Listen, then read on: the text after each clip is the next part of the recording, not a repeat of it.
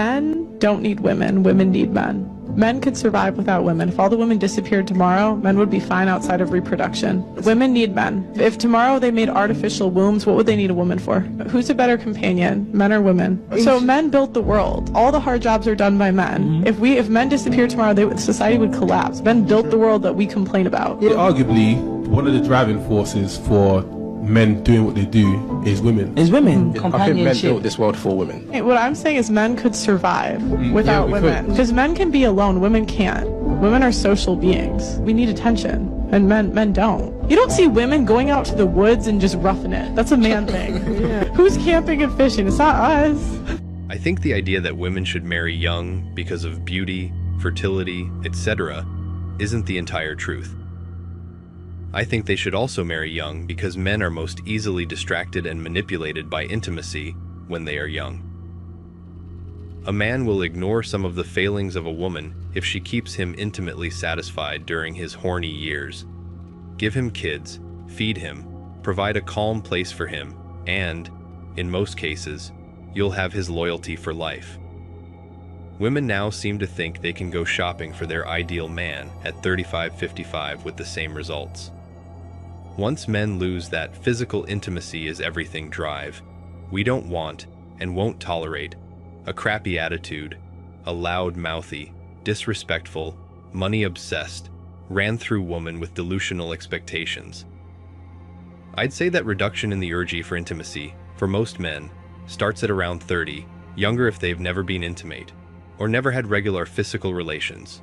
Don't get me wrong, men will still take being intimate whenever it's available, but we're less easily manipulated into doing things we don't want to do in exchange for intimacy. I don't know why women don't understand that. At 40, let's be realistic. Women are a headache for men. They need to offer something amazing to tempt a man to even date them. Forget having a relationship with them. And very few of them do. At 20, women have something amazing to tempt men with beauty, youth, and fertility. Feminism has managed to convince women to delay finding a man until the things a man wants have either gone or have reduced in value. Most women spend everything they earn plus 10% to satisfy their desires. Don't let them spend everything you earn plus 10%. These women aren't looking for a husband or boyfriend. They are looking for someone that they can use and manipulate without giving them any benefits. They are looking for servants, not a partner. Plus, we are leaving because 1. You women said for us to leave you all alone. 2. You women said you don't need a man. 3. You women said you all are independent. With all of that being said, y'all women will be just fine without us. We men would rather just have peace and not be anyone's little yes man. I can't wrap my head around all of these women complaining that they don't have a man in their lives in their 30s and 40s when they have spent the last decade or longer practicing behavior that would push the type of man they say they want away from them. You can't act like a promiscuous woman for 10 or 20 years and then expect a traditional type of man to come into your life to save you. That man has been spending those same years looking for a woman to partner with, but after struggling with being cheated on or dismissed because her standards were unrealistically high, or simply just invisible to women in general, but at the same time focused on himself, his career, his finances, and now when these women hit that age where they worry about their clocks ticking, all of a sudden that same guy is now a suitable partner in her eyes. Sorry ladies, that ship sailed. He is looking for the younger women that he didn't have access to when he was that age. Why would he choose the well-used, baggage-toting woman whose looks are fading and her personality shows all of the wear and tear from years of being promiscuous? This new position women are in was brought to them by themselves. Feminism told you it was okay to be that way, so you pushed that to the extreme. You became the don't need no man anti-man army, blaming men for all your problems. And then here we are 50 years later, you got what you wanted and it backfired. So what do? Blame men again. There is no question as to why men have completely shut down the idea of marriage. You would consider yourself lucky if you can have one in a relationship anymore. It's bad to the point men are rushing overseas to find a suitable wife. Pat yourselves on the back, ladies, you earned it. It feels like women are too picky in their youth and when they have missed their opportunity for a decent marriage, suddenly get serious in their 30s or 40s when their ability to attract a man has greatly decreased. Yes, there is a shortage of men because a lot of men have been treated very badly by women in their youth, including losing a lot of money in the process, and are over it. Successful men, in particular, are not signing up for long-term relationships because prenups are unreliable. They simply do not hold up in court half of the time they are tested. So, women, your gender are responsible for this mess until prenups become ironclad. Many of the best men will avoid long-term relationships.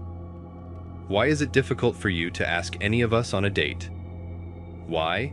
Because far too many women really believe that they're a 10 in terms of looks, personality, and overall desirability. And that is simply not true for women any more than it is for men.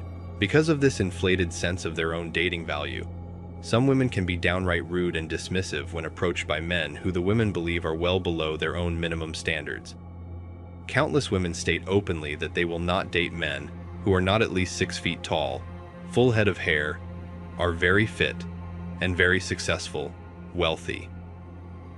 That's a very difficult stereotype for any average man to overcome.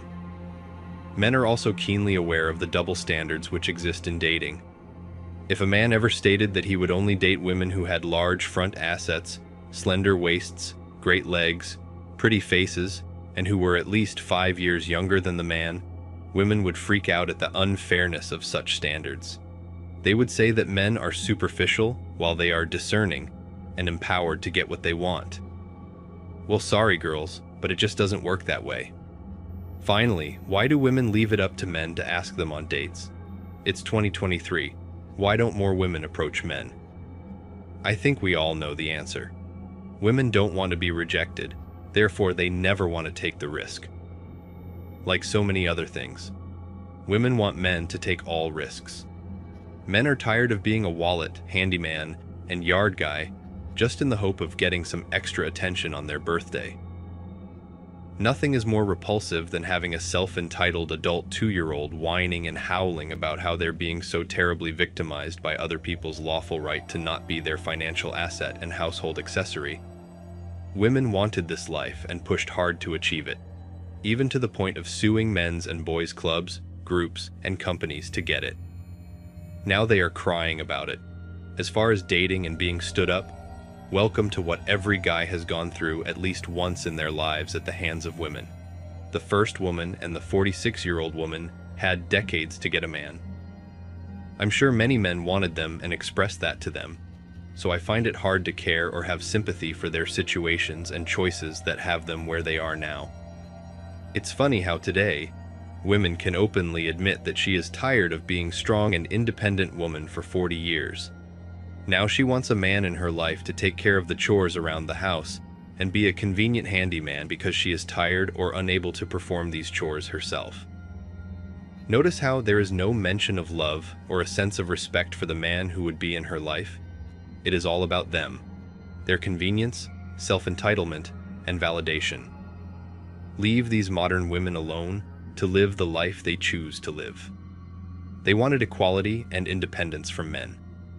Now they have it, and they hate it. Fellas, go travel, meet women from other countries, have fun, spend your hard-earned money on yourselves, and enjoy your life without their madness and chaos. Leave these Western modern women alone to be with their cats and boxed wine. Any woman that says she is strong and independent, don't help them. Don't date them. Don't do things for them as a coworker, and treat them like another bro. She wants that equality. She should get it. Guys, remember, when women ask why men don't ask them out, they're not talking to you. They're not talking to me. They're talking to Chad and Tyrone about the bank account, the six-pack, and the Bugatti. Joe Schmo isn't even a consideration. Most men have just decided to stop accepting women's double standards. You all decided you don't need us, so we have decided to leave you to your own devices and be as independent and strong as you choose to be, and take care of everything on your own. Maybe someday when you all wake up from your delusion and make a real heartfelt apology for taking us for granted, we'll come back and accept you back into the fold. Until then, good luck ladies, and don't forget to feed your cats. What man in his right mind would pick up the old trash that was used up by other men and toss it on the side of the street? That's what a recycle bin is for. Men should get their passports and find a traditional, feminine, fit, supportive, appreciative woman who values their men and family. The truth is that there's no shortage of men at all, just a shortage of men interested in dating women with these attitudes. I want, but what will you give in return?